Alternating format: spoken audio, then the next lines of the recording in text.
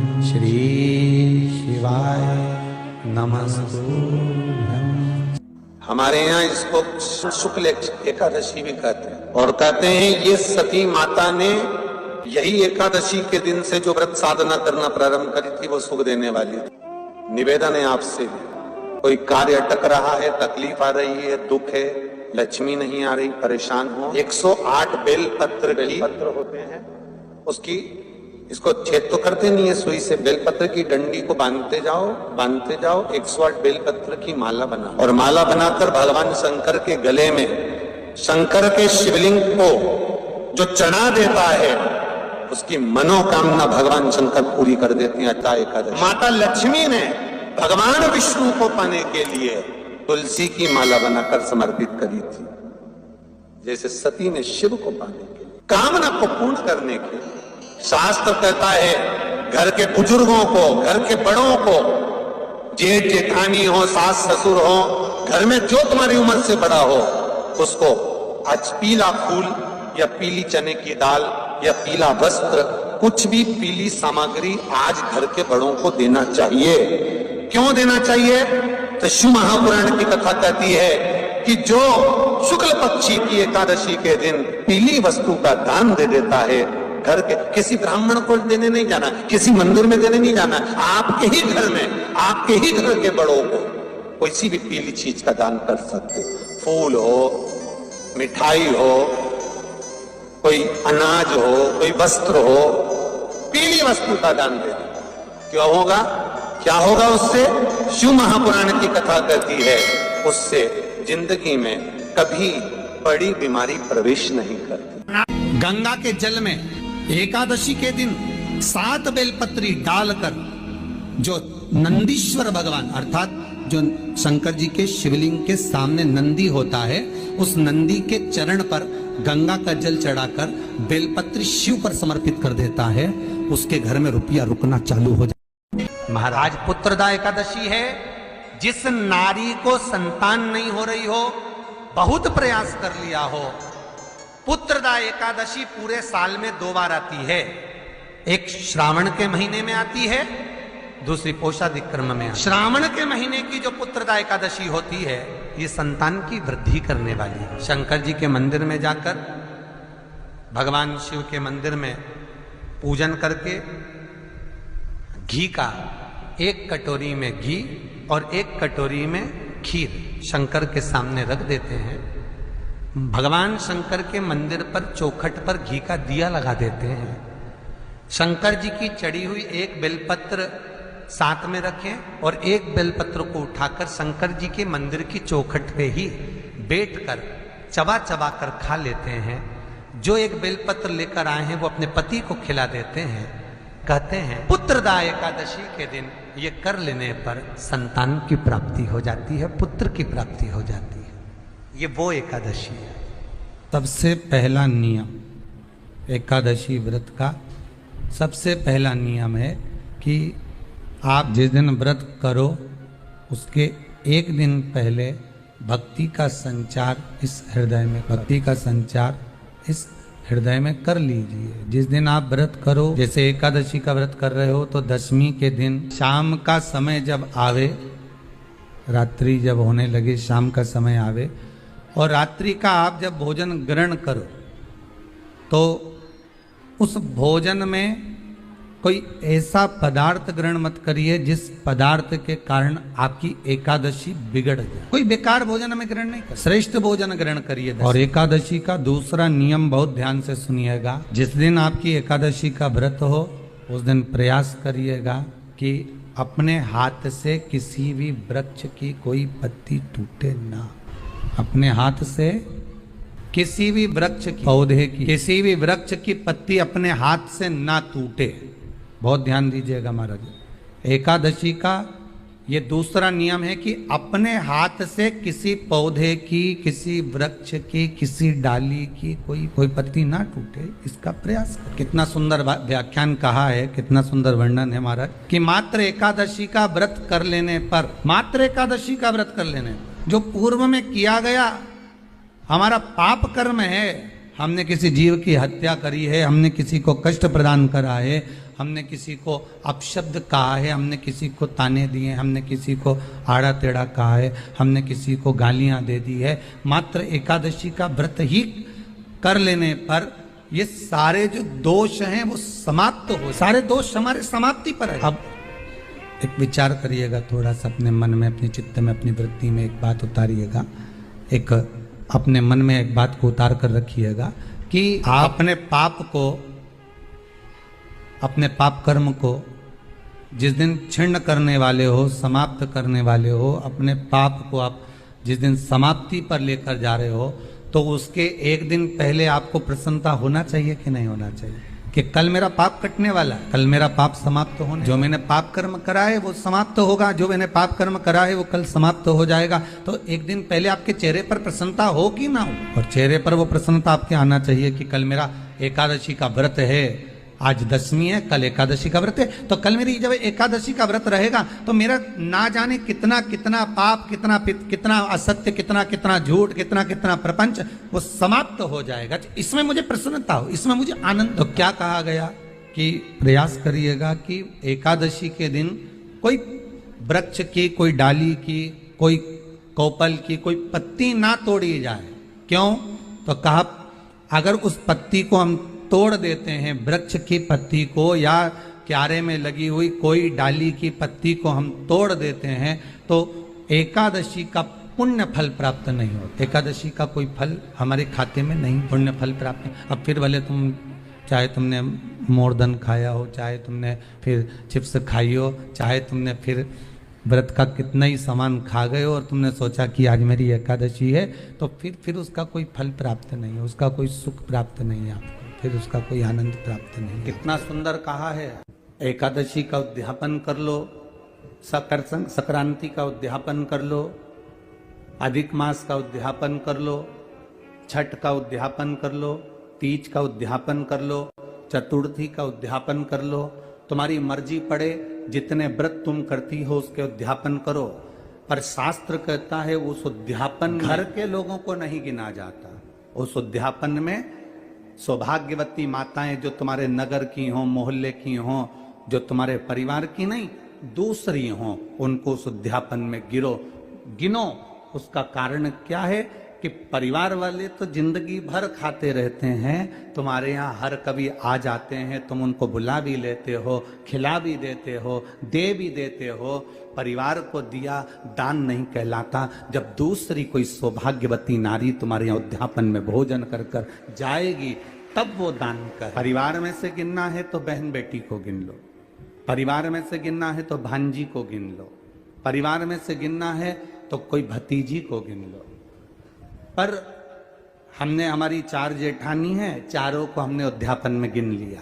हमारी 5 देवरानी है, हमने 5 को उद्यापन में गिन लिया। हमारे काका जी की जो लड़कियां हैं, हमारी जेठानी आदि का जो भी उनकी बहुएं हैं, हमने उनको भी उद्यापन में गिन लिया। ये उद्यापन नहीं लगता। उद्यापन हम जब दूसरे को देते हैं, कई लोग कहते हैं हमने बेटी का विवाह करा तो उसको साड़ी दी तो हमारा दान लगना चाहिए, बेटी की शादी होने के बाद हम बेटी को कुछ दे रहे हैं तो दान लगना चाहिए, हमने बेटी को अंगूठी बनवा कर दी तो हमने दान कर दिया, हमने बेटी को वस्त्र दिया तो दान कर दिया। कौन सी पुराण में लिखा है कि बेटी को आप कुछ देते हो तो दान कहलाता है? शिव महापुराण की कथा कहती है बेटी कभी तुमसे दान नहीं लेती, बेटी तुम्हारे घर में आती है तो अपना हक लेकर जाती है, हिस्सा लेकर जाती है, दान कभी नहीं करना। क्रोध कर रहे हो तुम, दिन भर के भूखे हो और चिड़चिड़ कर रहे हो, तुम दिन भर के भूखे हो और तुम गलत काम कर रहे हो और सोचो कि भगवान आज मेरा व्रत है, भगवान मुझ पे प्रसन्न हो जाए। भगवान कहते हैं मैं इससे प्रसन्न नहीं होता।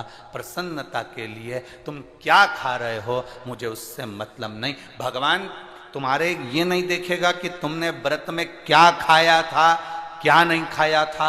भगवान तो ये देखेगा कि जिस दिन तेरा व्रत था तूने किसी गरीब का दिल तो नहीं दुखाया था। बस परमात्मा ही भगवान केवल इतना देखेगा कि तुमने, भगवान ये नहीं देखेगा कि सावन महीने में जो एकादशी पड़ी थी उसमें इसने क्या खाया था, हिसाब लगाओ क्या क्या खाया था। तो तुम्हारा हिसाब थोड़ी ना लगाया जाएगा कि साबूदाने की खिचड़ी खाई थी कि बगर खाया था कि पूड़ी खाई थी कि वेपर्स खाया था कि तुमने ये खाया कि खीर बना के खाई। भगवान ये हिसाब नहीं देखेगा। भगवान ये देखेगा कि इसकी एकादशी का व्रत था, इसका प्रदोष का व्रत था, इसका सोमवार का व्रत था, इसका शिवरात्रि का व्रत था, इसका सोमवार की अष्टमी का व्रत था, इसने किसी का दिल दुखाया था कि नहीं दुखाया जा, ये भगवान देखेगा, तुम्हारे खाने को नहीं देखता, भगवान तुम्हारे उस व्यवहार को देखता है कि व्रत वाले दिन तुमने भजन कितना किया, व्रत वाले दिन किसी गरीब का दिल तो नहीं दुखाया, व्रत वाले दिन तुमने किसी के हृदय को चोट तो नहीं पहुंचाई, व्रत वाले दिन तुमने किसी को अपशब्द तो नहीं कहा, व्रत वाले दिन तुमने कोई आड़ा टेढ़ा कार्य तो नहीं करा। इसलिए परमात्मा के व्रत के साथ में एक नियम भारी रखो।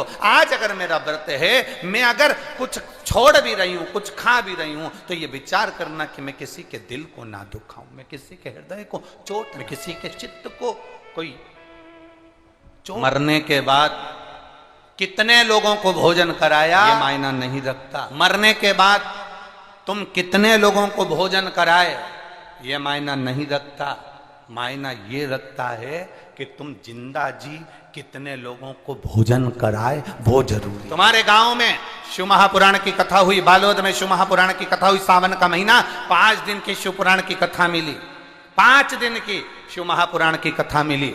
तुम्हें धन्यवाद देना चाहिए। ये जितने भी यजमान परिवार हैं, इन सभी यजमानों को हम तो देखो इस व्यासपीठ से केवल ये कामना कर सकते हैं, हम ये जानते हैं 5 यजमान, 10 यजमान, 20 यजमान, 25 यजमान, 30 यजमान, 35 यजमान, 40 यजमान, 50 यजमान, जितने भी यजमान हैं, हमारी जिह्वा पर उनका भले नाम ना आए, पर इतना याद रखना कि तुम वो यजमान हो जिसको शंकर भगवान ने पसंद कर कर रखा है, उसको पसंद, वो महादेव ने तुमको पसंद कर कर रखा है। बहुत ध्यान से आज की कथा सुनना कि एकादशी का आपसे आपके बच्चे पूछेंगे, मम्मी हम भगवान विष्णु का दर्शन करते हैं, हम राम जी का दर्शन करते हैं, हम कृष्ण भगवान का दर्शन करते हैं, हम भवानी माता का दर्शन करते हैं, हम शंकर जी का दर्शन करते हैं, हम सारे देवी देवताओं का दर्शन करते हैं, पर ये एकादशी माता तो कभी नजर ही नहीं आती। पूछेंगे कि नहीं पूछेंगे कि तुम जिस एकादशी का व्रत करते हो, इनका जन्म कहां से हुआ, कहां जन्मी थी, एकादशी की जन्म स्थली कहां है? भाई भगवान कृष्ण की जन्म स्थली तो मथुरा है, श्री राम जी महाराज की जन्म स्थली बोल दो जम के अयोध्या है। कोई आपसे पूछ ले कि एकादशी की जन्म स्थली कहाँ है, तो आधे लोग तो बाल खुजाने में लग जाएंगे कि एकादशी आखिर पैदा कहाँ हुई थी, जन्म, इसका जन्म हुआ कहाँ था, कहाँ जन्म, इसका जन्म स्थल है कहाँ। और अगर मान लो जन्म स्थल एकादशी का है और एकादशी अगर जन्मी है, उसका जन्म हुआ है और दुनिया के लोग इतना व्रत करते हैं, उपवास करते हैं, तो फिर इसका जन्म स्थल कहाँ होगा? तो कहा इसका जो जन्म स्थल है वो बद्रीनाथ। कहाँ पर है? बद्रीनाथ। और उस बद्री विशाल में भी एक गुफा जिसका नाम है हेमवती। क्या नाम है? हेमवती। उस गुफा में एकादशी का जन्म स्थल है।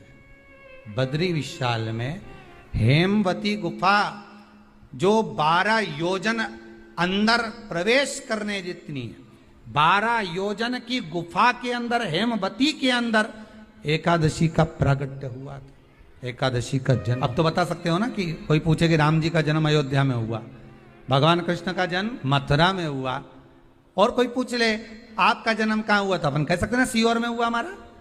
और आपसे कोई पूछे कहाँ हुए, तो कहीं इंदौर में हुए, कि देवास में हुए, कि भोपाल में हुए, कि मुंबई में हुए, कि पूना में हुए, आपका तो बता दोगे। पर बच्चे आपसे पूछ ले मम्मी तू इतनी एकादशी का व्रत करती है, एकादशी का तू व्रत करती है और सबको करा देती है कि वल्लभ कुल की एकादशी करो, भले बकरी जैसे चरो पर एकादशी करो, और सबको एकादशी कराया, तो कोई पूछ ले कि एकादशी का जन्म कहाँ हुआ था, तो आप कह सकते हो कि बद्री विशाल में, बद्री विशाल के हेमवती गुफा के अंदर जो 12 योजन की गुफा है, उस गुफा में एकादशी का जन्म हुआ है। समझा? इसके जन्म का कारण क्या है? तो कहा इसके जन्म का केवल एक कारण है। सतयुग में, अब एक और बात का बहुत ध्यान दीजिएगा महाराज, सतयुग एक बार नहीं हुआ कि तुम सोचो कि सतयुग के बाद में द्वापर, त्रेता आ गया, त्रेता के बाद द्वापर आ गया, द्वापर के बाद कलयुग आ।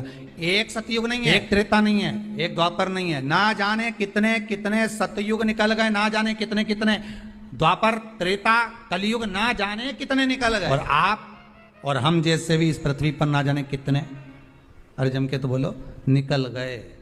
पृथ्वी वहीं की वहीं है, जिस मकान में रहते हो वो मकान भी वहीं की वहीं है, बस कभी कभी एकदम फ्लैट हो जाता है, फिर उस पर वापस बन जाता है, फिर क्लीन, फिर बन गया, फिर क्लीन, फिर बन गया। ना जाने कितने कितने कितने कितने जन्म हम ले चुके हैं, और हमारे भी आगे कजन कितने जन्म होते रहेंगे। जमीन वहीं की वहीं रह जाएगी और अपन चले जाए। बस वो जगह जो पहले परदादा जी की थी, दादाजी को मिल गई, दादाजी की थी, पिताजी को मिल गई, पिताजी की थी, उनके बेटे को मिल गई, उनके बेटे से उनको बेटों को मिल गई। मिलते मिलते मिलते मिलते कब वो जमीन भी बिक गई समय की अवस्था में, फिर दूसरे की हो गई। और हम सोच कर रह गए कि ये हमारा है, हम इसके लिए लड़ाई करें, झगड़ा करें।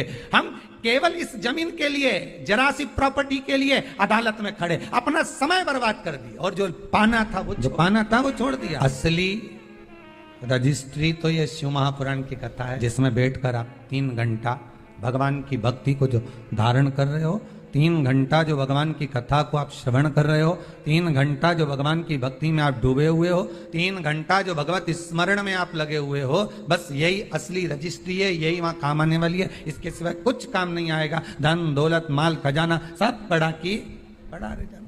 वल्लभाचार्य जी ने जगन्नाथपुरी में एकादशी को उल्टा लटकाया। आप लोग गए होंगे तो देखा होगा कि जगदीश में जगन्नाथपुरी में एकादशी उल्टी वल्लभाचार्य जी ने जगन्नाथपुरी में एकादशी को उल्टा लटकाया। आप लोग गए होंगे तो देखा होगा कि जगदीश में जगन्नाथपुरी में एकादशी उल्टी लटकी। कारण क्या था? वो विरोध करा गया श्रीमद वल्लभाचार्य जी का कि तुमने एकादशी को उल्टी लटका दिया जगन्नाथपुरी में।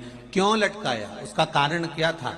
श्रीमद वल्लभाचार्य जी ने कहा, आप कहते हो कि कोई मरे तब एकादशी का दान दीजिए, आप कहते हो कि कोई मरे तब अन्न का दान दीजिए, आप कहते हो कि कोई मरे उसके बाद में आप ये दान दीजिए। श्रीमद वल्लभाचार्य जी ने एकादशी को उल्टा लटका कर कहा कि एकादशी का अगर दान करना है तो पहले एकादशी करो, और एकादशी करने के बाद उस एकादशी का फिर दान करो जीते जी। उस एकादशी का फिर दान होना। कितना सुंदर! हम तो इतना अच्छा व्याख्यान इस वर्णन को नहीं कर सकते। आपके यहाँ के एक विद्वान, बहुत विद्वान, पुष्टि मार्ग के लेखों को अपनी वाणी में व्यक्त करने वाले, जिनकी वाणी को इस शरीर को भी सुनने को मिला, परम पूज्य आदरणीय, मैं तो संत शिरोमणि भी कहूँ तो अतिशयोक्ति नहीं होगी, आदरणीय शायद मदन लाल जी जोशी जी। श्री शिवाय नमस्तुभ्याम, श्री शिवाय नमस्तुभ्याम, हर हर महादेव। यह उपाय आप एकादशी के दिन जरूर करें। एकादशी के दिन इस नियम एवं उपाय को धारण करें और अपने जीवन को सुखमय बनाए। श्री शिवाय नमस्तुभ्याम, श्री शिवाय नमस्तुभ्याम, हर हर महादेव।